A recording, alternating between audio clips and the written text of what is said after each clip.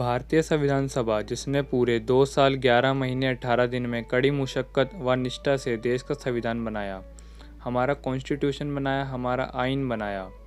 आज इस वीडियो में संविधान सभा से सभी जुड़े सभी इम्पोर्टेंट पॉइंट पर चर्चा की गई है। संविधान के विचार से लेकर संविधान के बनने का संक्षिप्त विवरण इस वीडियो में आपको मिलेगा।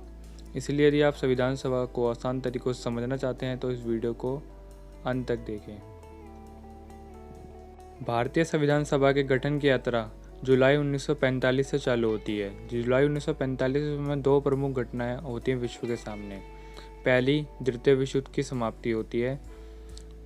दूसरी, ब्रिटेन में लेबर पार्टी की सरकार सत्ता में आती है और नए प्रधानमंत्री क्लेमेंट एटली उस चुनाव में विजयी होते हैं। वर्ल्ड वॉर II की मार, आज़ाद हिंद फौज तथा भारत छोड़ो आंदोलन के चलते अंग्रेजों का भारत पर अनंत काल तक शासन करने का विचार समाप्त हो चुका था। अब ब्रिटेन के नए PM क्लीमेंट एटली, जो कि विंस्टन चर्चिल के स्थान पर चुनाव जीत चुके थे, उन्होंने भारत के लिए भारतीय संविधान सभा के बनाने की पैरवी की। उन्होंने कहा कि भारतीयों के पास अपना खुद का संविधान होना चाहिए। भारतीय संविधान सभा बनाने की घोषणा उन्होंने 24 अगस्त 1946 को की। इसी को ध्यान में रख के कैबिनेट मिशन प्रस्ताव आया, जो कि भारत में आया 24 मार्च 1946। इसमें हिज मैजेस्टी की सरकार के 3 प्रमुख कैबिनेट मंत्री भारत आए। उनमें प्रमुख थे सर स्टीफर्ड क्रिप्स, दूसरे थे लॉर्ड पैथिक लॉरेंस, तीसरे A.B. अलेक्जेंडर। ये तीनों मंत्री भारत में आए, भारतीय संविधान सभा बनाने के लिए विचार प्रस्तुत किया। सबसे पहली जो बैठक हुई थी वो शिमला में हुई, जिसमें कांग्रेस, मुस्लिम लीग और राजा रजवाड़ों के प्रिंसली स्टेट के कुछ प्रतिनिधि थे। प्रिंसली स्टेट के प्रतिनिधि थे मोहम्मद हमीदुल्लाह।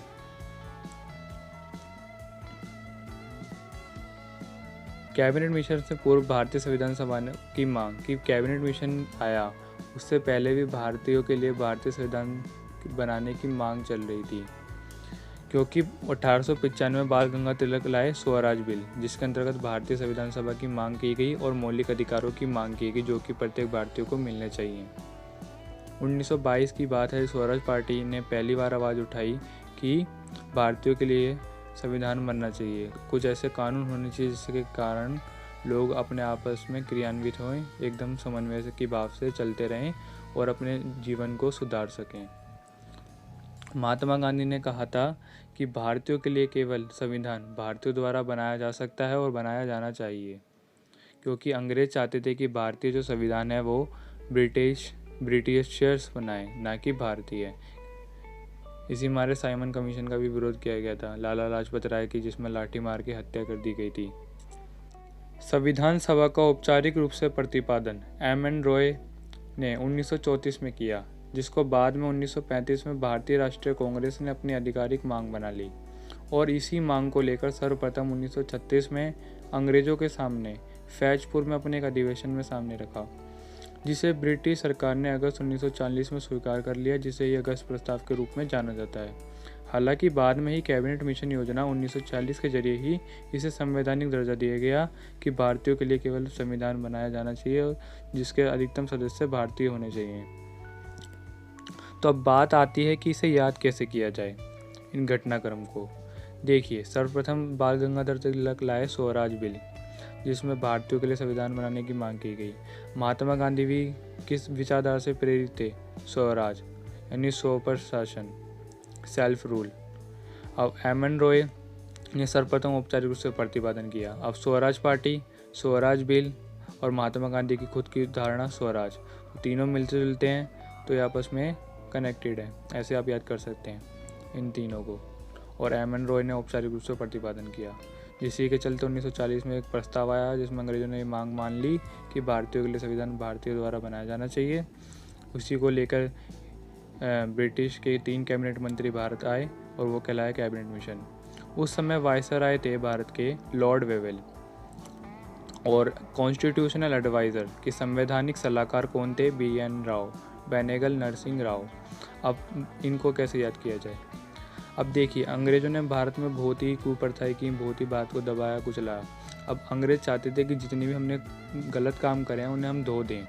अब विवेल साबुन आता है जिससे सफाई होती है, ऐसे एक विवेल, इसे आप याद कर सकते हैं वेवेल, कि मतलब अंग्रेज अब चाहते थे कि उन जितने भी कुकर्म करें, जितने भी भारत की दमनकारी नीतियाँ लाएँ, उनको सब धोना चाहते थे कॉन्स्टिट्यूशनल असेंबली बनाने के थ्रू।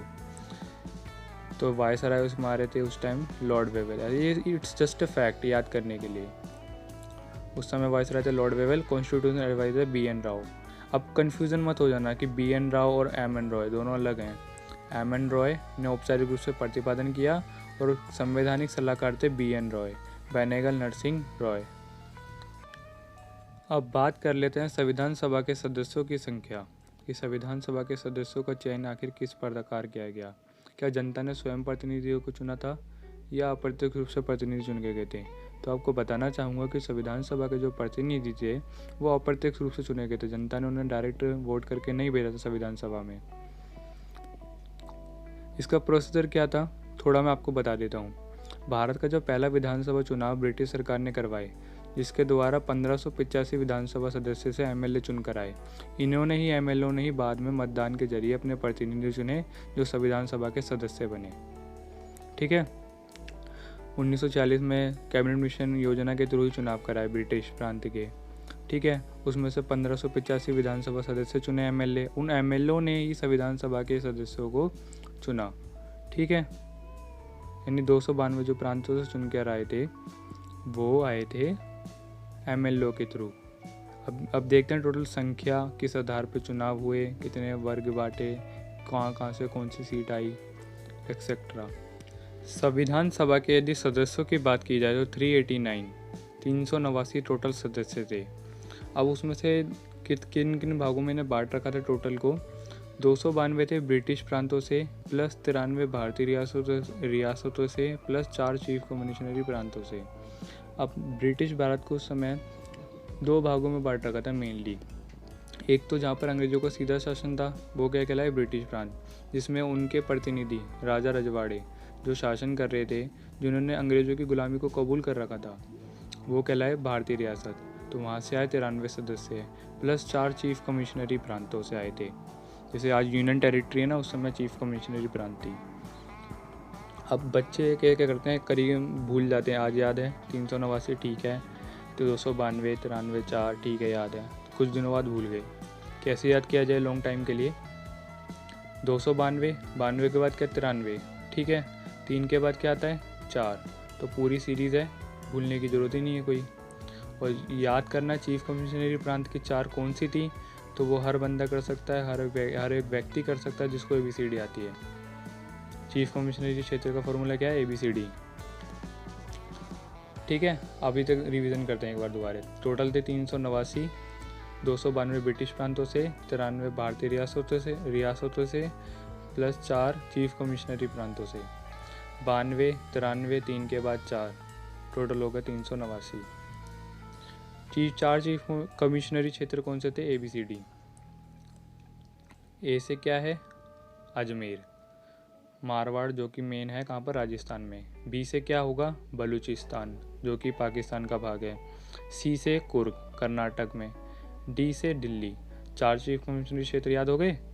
ए से अजमेर, बी से बलूचिस्तान, सी से कुर्ग, डी से दिल्ली। अगर अच्छी लग रही है वीडियो तो वीडियो को लाइक कर दें और भी दोस्तों को शेयर कर दें और चैनल को सब्सक्राइब कर दें। ठीक है दोस्तों, संविधान सभा के सदस्यों का चुनाव हो गया। अब देखते हैं कितने कितने वर्ग से कैसे कैसे आए, क्या उनकी वो रखी गई थी योग्यता आने के लिए। ब्रिटिश प्रांतों के प्रत्येक प्रांतों को उनकी जनसंख्या के अनुपात में संविधान सभा में स्थान दिए गए थे। कि जो ब्रिटिश प्रांत है 292, उनमें से प्रत्येक प्रांतों को उनकी जनसंख्या के अनुपात में स्थान दिए गए थे। यानी 10 लाख लोगों पर एक व्यक्ति आएगा। कि मान लो कि कई सारे एरिया बांट दिए, जैसे मान लो राजस्थान है, राजस्थान के कई सारे एरिया बांट दिए, तो उसमें से कोई एक भाग है, उसमें अगर 10 लाख की जनसंख्या है तो उसमें से केवल एक ही प्रतिनिधि संविधान सभा के लिए जाएगा। मान लो यूपी का ये कोई एरिया है आगरा में यदि हम कई सारे एरिया बांटते हैं, उसमें से 10 लाख की जो जनसंख्या होगी एक निर्वाचन क्षेत्र की, जिसमें से MLA हैं जो वो, उनमें से केवल एक ही व्यक्ति को स्थान मिलेगा संविधान सभा में। 10 लाख लोगों पर एक व्यक्ति। ठीक है। दूसरा इनकी क्या होती कंडीशन कि प्रांतों की सीटों को 3 सदस्यों में बांट रखा था, मुसलमान, सिख और सामान्य, और उनकी जनसंख्या के अनुपात में बांट दिया गया था। कि 3 टाइप बांट दिए सीटों को, यानी कोटा लिया यहाँ पर भी कोटा चल रहा था, मुसलमान, सिख और सामान्य। ठीक है, यानी 10 लाख पर 1 लोग आए, 1 व्यक्ति का प्रतिनिधित्व, और 3 कैटेगरी बांट दी, मुसलमान, सिख और सामान्य।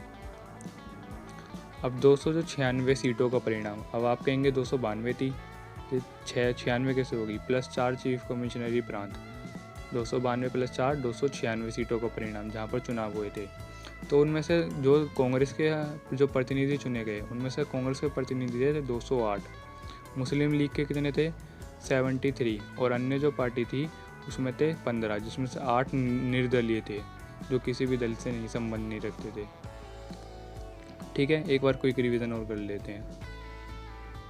संविधान सभा के सदस्यों की संख्या 389, 292 प्लस 93 प्लस 4 92, 93, 3 के बाद 4। ब्रिटिश प्रांत से आए थे 292, 93 थे भारतीय रियासतों से, 4 चीफ कमिश्नरी क्षेत्र थे। चीफ कमिश्नरी क्षेत्र आसान है बहुत ज़्यादा, ABCD, A से अजमेर, B से बलूचिस्तान, C से कुर्ग, D से दिल्ली। अब इनकी कंडीशन थी कि प्रत्येक जनसंख्या के अनुपात में सीटें बांट रखी थी प्रत्येक प्रांत की। 10 लाख लोगों पर 1 व्यक्ति आया था संविधान सभा में प्रतिनिधित्व के लिए। अब 3 तरह के कोटा बांटा इन्होंने, मुसलमान, सिख और सामान्य। 296 सीटों का परिणाम जहाँ पर चुनाव हुए थे, तो 208 कांग्रेस के हित में थी, 93 मुस्लिम लीग और 15 अन्य के लिए।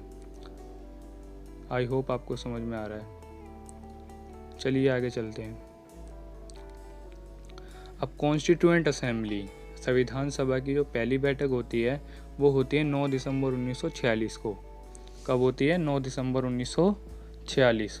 दिन भी पता नहीं, बहुत ही ज़्यादा शायद सोच समझ के रखा हो। दिन सोमवार, सुबह 10 बजे, बिल्कुल ही जैसे कि सोच समझ के, बहुत ही ज़्यादा वास्तुशास्त्र का भी ध्यान रखा गया है। Just kidding. अध्यक्षता किसने करी इस टाइम पे? सच्चिदानंद सिन्हा। यानी कहने का मतलब यह है कि सच्चिदानंद सिन्हा क्या थे? अस्थायी अध्यक्ष थे। उन्होंने केवल सबसे बुजुर्ग सदस्य होने के नाते उस दिन संविधान सभा की अध्यक्षता कर ली।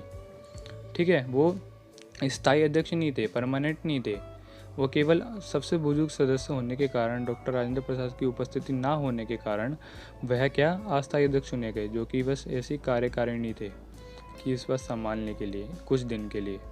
तो उस स्थान क्या था? जब पहली बैठक हुई उसका स्थान था काउंसिल चैम्बर के पुस्तकालय भवन, संसद भवन का काउंसिल चैम्बर का पुस्तकालय भवन। उस समय सदस्य की संख्या कितनी थी जिन्होंने प्रथम बैठक अटेंड की थी? प्रथम बैठक में जिन्होंने हिस्सा लिया था तो वो थे 207 सदस्य, और 9 लेडीज़ों ने इसमें भाग लिया था। टोटल थी 15 लेडीज़। अब 9 लेडीज़, 9 दिसंबर को कितनी लेडीज़ आई? 9 लेडीज़। तो ये डाटा क्लियर।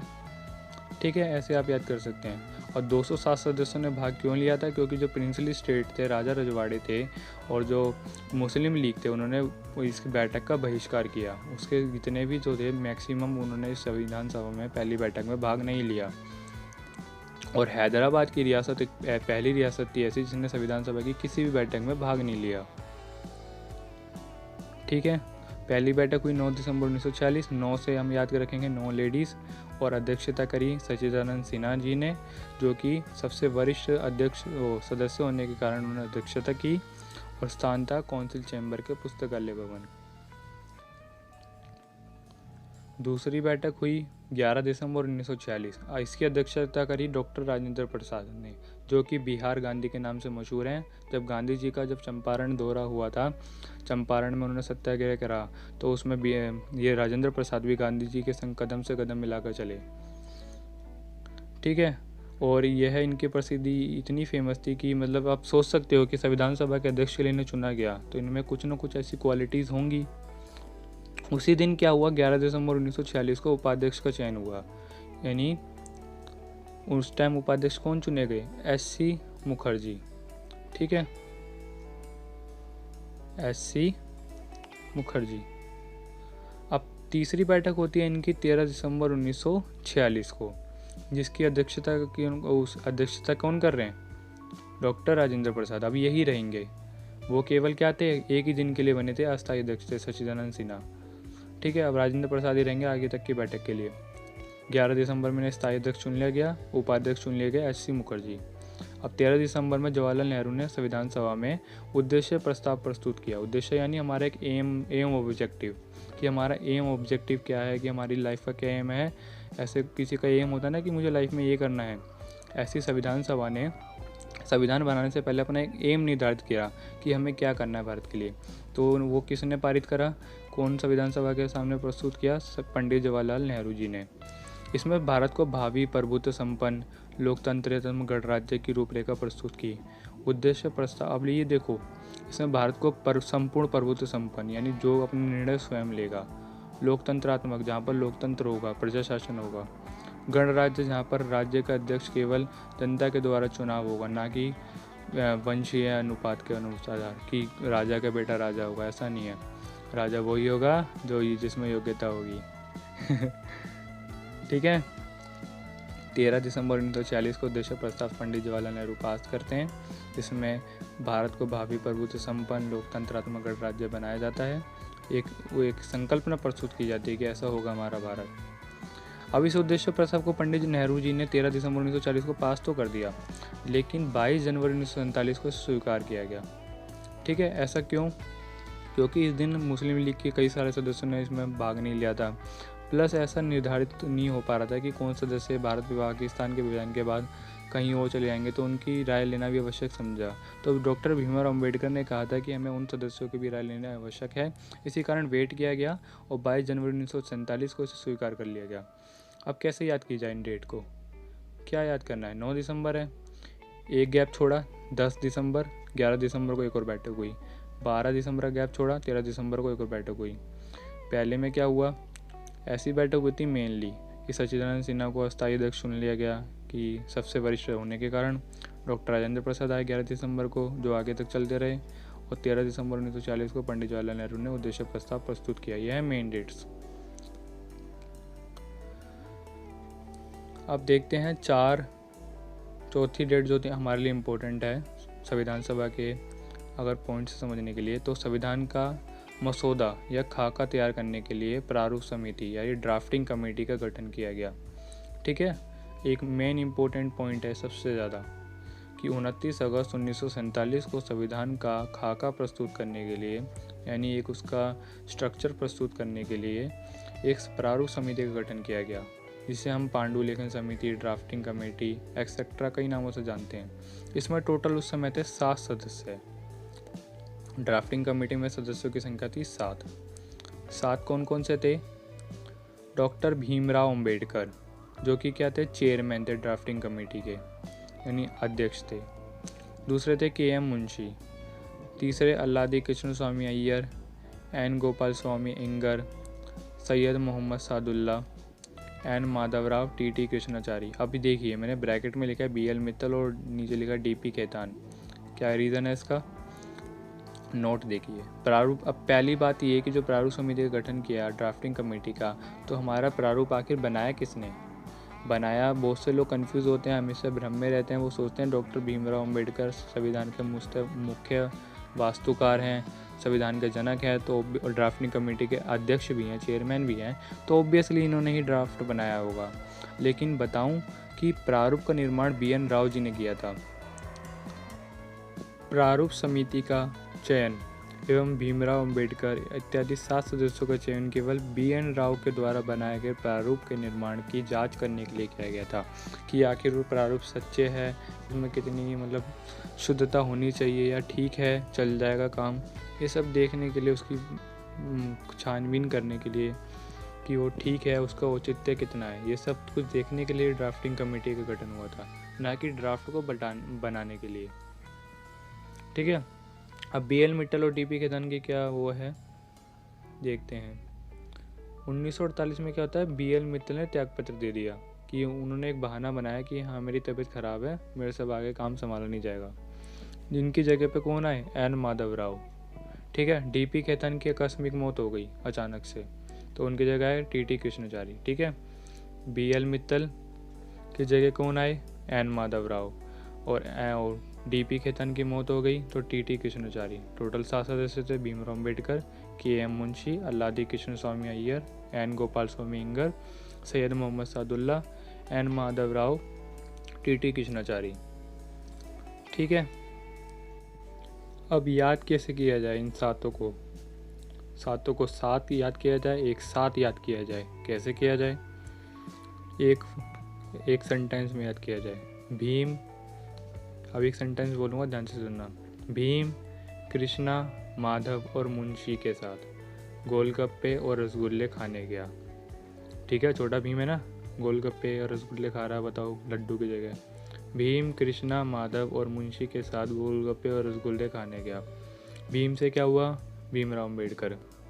कृष्णा से दो आए हमारे कृष्णा, ठीक है, कृष्णाचारी और अल्लादी कृष्ण स्वामी अय्यर। ठीक है। अब कृष्ण का ही दूसरा नाम क्या है? माधव, तो माधव ये रे। ठीक है। और मुंशी के एम मुंशी, और गोलगप्पा यानी गोपाल स्वामी। ठीक है। और रसगुल्ला मोहम्मद सादुल्ला। ठीक है। भीम कृष्णा, माधव और मुंशी के साथ गोलगप्पा और रसगुल्ला खाने गया। ठीक है, हो गए सातों के साथ याद। ठीक है, आपको क्या ध्यान देने वाली बात है? इन सातों के नाम प्लस ड्राफ्टिंग कमेटी की डेट, ड्राफ्ट किसने बनाया और किसकी जगह कौन आया। BL मित्तल की मौत हो गई, मौत नहीं हुई, BL मित्तल ने त्याग पत्र दे दिया, बहाना बनाया कि हाय राम मेरी तो मौत आ रही है, मैं तो बहुत बीमार हूँ, तो ऐसे उन्होंने बीच में अपने कार्यकाल समाप्त कर दिया। ठीक है। उनकी जगह आए फिर N माधवराव। फिर DP खेतान की आकस्मिक मौत हो गई। फिर उनकी जगह आए TT कृष्णाचारी। ठीक है, यहाँ तक क्लियर। अब आगे बढ़ते हैं।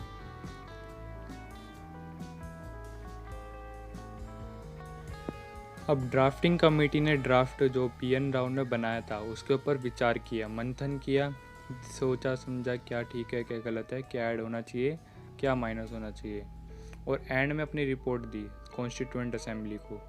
वो रिपोर्ट कब आई? 21 फरवरी 1948 को ड्राफ्टिंग कमेटी ने संविधान के प्रारूप पर विचार करने के बाद अपनी रिपोर्ट संविधान के सामने पेश की।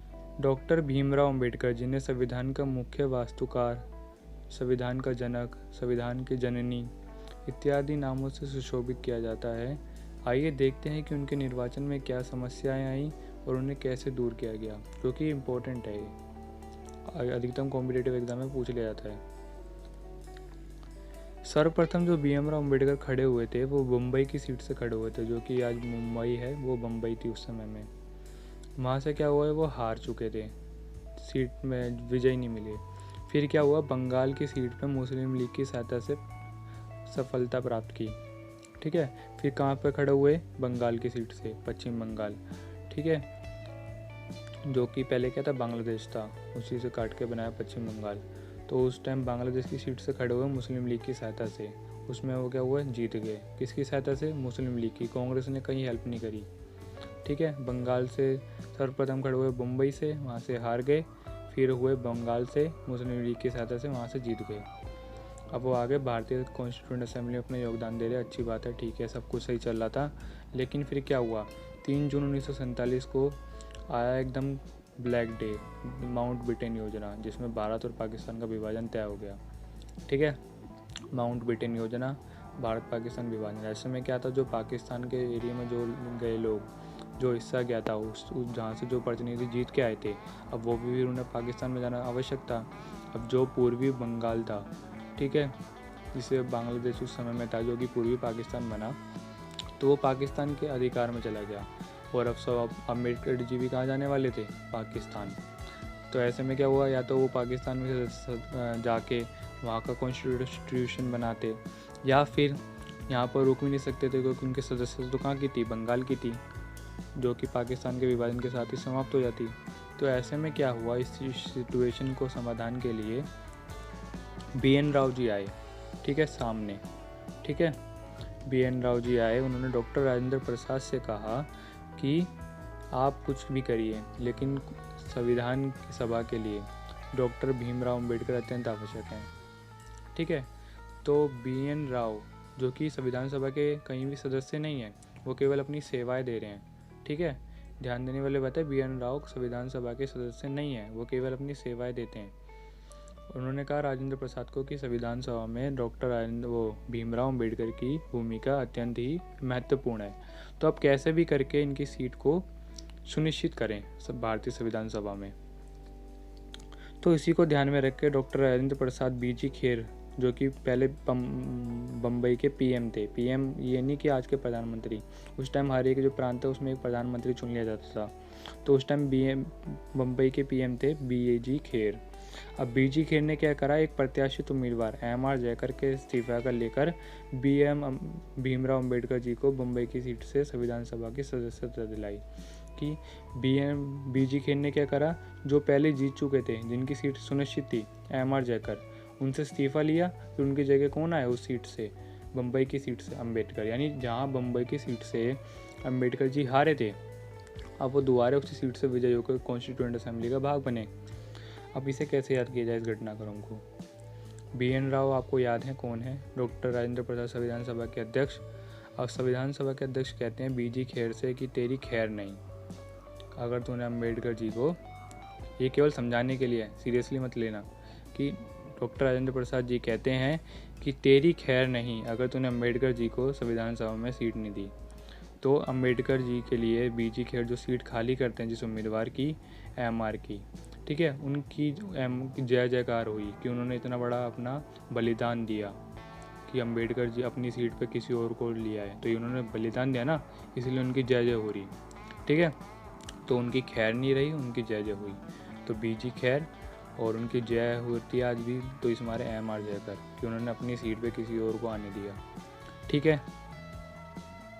अब KV Rao, important fact, KV Rao ने क्या कहा, अभी तक हमने सुना भारतीय संविधान का जनक किसे कहते हैं, संविधान का जनक कौन है, डॉक्टर भीमराव अंबेडकर, लेकिन KV राव जी ने क्या कहा कि भारतीय संविधान का जनक मत कहो इसे, भीमराव अंबेडकर को, ये जननी भी है, यानी मदर ऑफ इंडियन कॉन्स्टिट्यूशन, लेकिन मदर ऑफ इंडियन कॉन्स्टिट्यूशन है ब्रिटेन का कॉन्स्टिट्यूशन, लेकिन उन्होंने ऐसे ही फॉर्मली दिल से कह दिया कि हाँ, कि माता का जो वो होता है ना पहलू, वो बड़ा होता है पिता से, तो जनक नहीं है ये, पिता नहीं है, बल्कि मदर है, इनका पौधा और भी ऊंचा कर दिया कि जननी कहा इन्हें, ठीक है दोस्तों।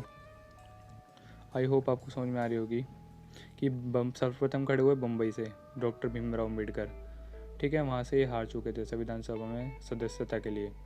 फिर ये मुस्लिम लीग ने सहायता की, बंगाल से जीते बांग्लादेश। फिर अब भारत पाकिस्तान विभाजन हो गया माउंटबेटन योजना के कारण, तो अब जितने भी जो प्रांत के सदस्य थे जो कि भीमराव अम्बेडकर पश्चिम बंगाल से जीते थे, वो पाकिस्तान के हिस्से में चलेगी, तो वो भारतीय संविधान सभा के सदस्यता वो खोने वाले थे। तो भीमराव अम्बेडकर, BN राव जी ने डॉक्टर राजेंद्र प्रसाद से कहा, डॉक्टर राजेंद्र प्रसाद जी ने बीजी खेर से कहा, और उन्होंने एक जीते हुए उम्मीदवार एमआर जयकर से इस्तीफा का लेकर अम्बेडकर जी को जिताया और संविधान में उनकी सीट सुनिश्चित की थी संविधान सभा में, ठीक है। KV राव उन्होंने संविधान की जननी कहा, ठीक है। आई होप आपको समझ में आ रहा होगा, ठीक है। अब आगे चलते हैं, आगे अब देखेंगे कि संविधान सभा का पुनर्गठन होगा, क्योंकि अब भारत पाकिस्तान विभाजन हो चुका है 15 अगस्त 1947 को। अब संविधान सभा के कुछ प्रत्याशी जो कि चुनकर आए थे 389 में से, और उनमें से कुछ जो मुस्लिम लीग के सदस्य थे और कुछ कांग्रेस के एरिया जो कि, और कुछ प्रिंसली स्टेट जो कि पाकिस्तान के भाग थे, तो वो सदस्य अब भारत के संविधान सभा के हिस्से नहीं रहे। इस हमारे संविधान सभा का पुनर्गठन किया गया 31 अक्टूबर 1947 को। फिर 21 दिसंबर 1947 को उसकी टोटल कुल संख्या कितनी रह गई, 389 से 299। अब 299 में भी कैसे कि 299 में 229 ब्रिटिश प्रांतों से लिए गए थे, 229 और 70 थे देशी रियासतों से, प्रिंसली स्टेट से, ठीक है। यानी देश के विभाजन के बाद क्वेश्चन आ गया, देश के विभाजन के बाद संविधान सभा के सदस्यों की संख्या कितनी रह गई, 299। कैसे 299 में दो भाग हुए कि ब्रिटिश प्रांत से कितने बचे और देशी रियासतों से कितने बचे, 229 बचे ब्रिटिश प्रांतों से, 70 थे देशी रियासतों। 26 नवंबर 1949 को कॉन्स्टिट्यूशन रेडी हो चुका था बनकर, भारतीय संविधान बनकर तैयार हो चुका था 26 नवंबर 1949 को, लेकिन इसे लागू किया गया, भारत को रिपब्लिक कब बनाया गया, 26 जनवरी 1950, जिसे गणतंत्र दिवस के रूप में भी मनाया जाता है।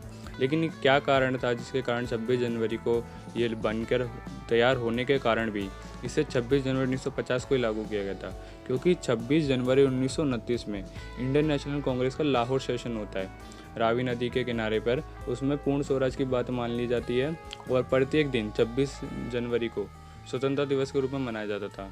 और हर साल मनाया जाने लगा कंटिन्यूसली, जब तक देश की आज़ादी न हो गई, कॉन्स्टिट्यूशन बन नहीं गया।